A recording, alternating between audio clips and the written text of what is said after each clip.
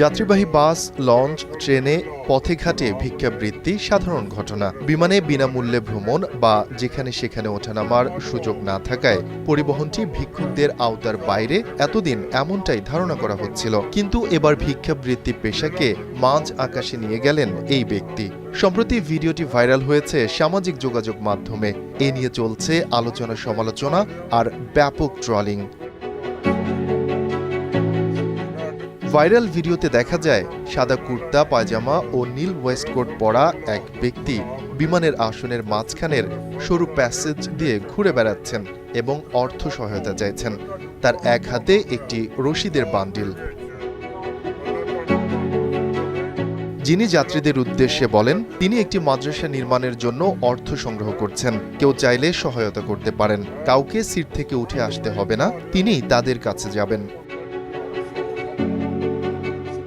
জানা যায় ওই ব্যক্তি ভিক্ষাবৃত্তির কথা অস্বীকার করেছেন। তার দাবি তিনি ভিক্ষুক নন। তিনি বলেন, আমি ভিক্ষুক নই, আমি মাদ্রাসা নির্মাণের জন্য অনুদান চাইছিলাম। তবে কোন ফ্লাইটে তিনি ভিক্ষা চেয়েছেন তা স্পষ্ট নয়। এদিকে ভিডিও ভাইরাল হওয়ার পর সামাজিক যোগাযোগ মাধ্যমে ব্যাপক ট্রলিংয়ের শিকার হন এই পাকিস্তানি নাগরিক। অনেকে মন্তব্য করেন, দেশের প্রধানমন্ত্রী তো সার্বক্ষণিক ভিক্ষা চেয়ে বেড়াচ্ছেন, সাধারণ নাগরিকের সেখানে সহায়তা চাইতে অসুবিধা কোথায়?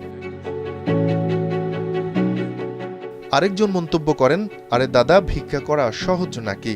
অর্থ চাওয়াও একটা শিল্প, সবাই কি সেটা পারে?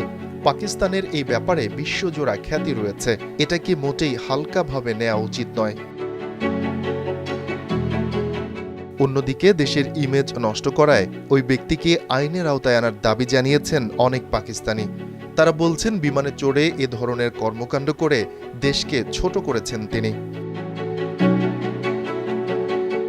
এদিকে ইতিহাসের সবচেয়ে খারাপ অর্থনৈতিক সংকট মোকাবিলা করছে পাকিস্তান। দেশটির বৈদেশিক মুদ্রার রিজার্ভ গিয়ে ঠেকেছে তলানিতে।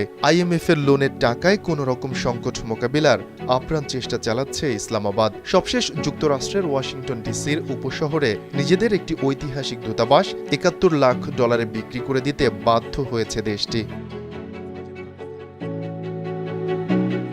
শফিকুল ইসলাম শান্ত, কালবেলা ডেস্ক।